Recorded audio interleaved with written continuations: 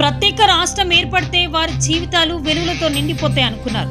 December 3, 2023 ప్రపంచ వికలాంగుల దినోత్సవం రోజే తెలంగాణ రాష్ట్రంలో కాంగ్రెస్ పార్టీ ఎన్నికల్లో గెలుపు సాధించింది.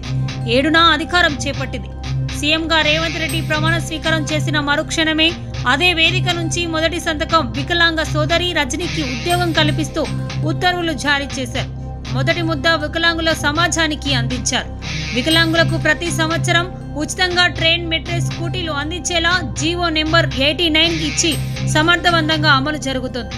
వీటితో పాటు బ్యాటరీ వీల్ చైర్లు, battery cycles, business empower cards లాంటి అనేక పరికరాలు 40% వైకల్యానికి అందించేలా జీవోలో పొందుపరచడం జరిగింది.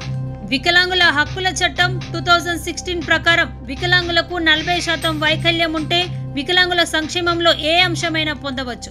కానీ కేంద్ర ప్రభుత్వం ద్వారా అందిస్తున్న ఉపకరణాలు 40% బెంచ్ మార్క్ వైకల్యానికి ఇవ్వడం లేదు. దేశంలో మరెక్కడ లేని విధంగా వికలాంగులను పెళ్లి చేసుకుంటే కళ్యాణ లక్ష్మితో పాటు అదనంగా 1,00,000 ప్రోత్సాహం ఇచ్చేలా జీవో తెచ్చి అమలు చేస్తుంది ప్రజాప్రభుత్వం.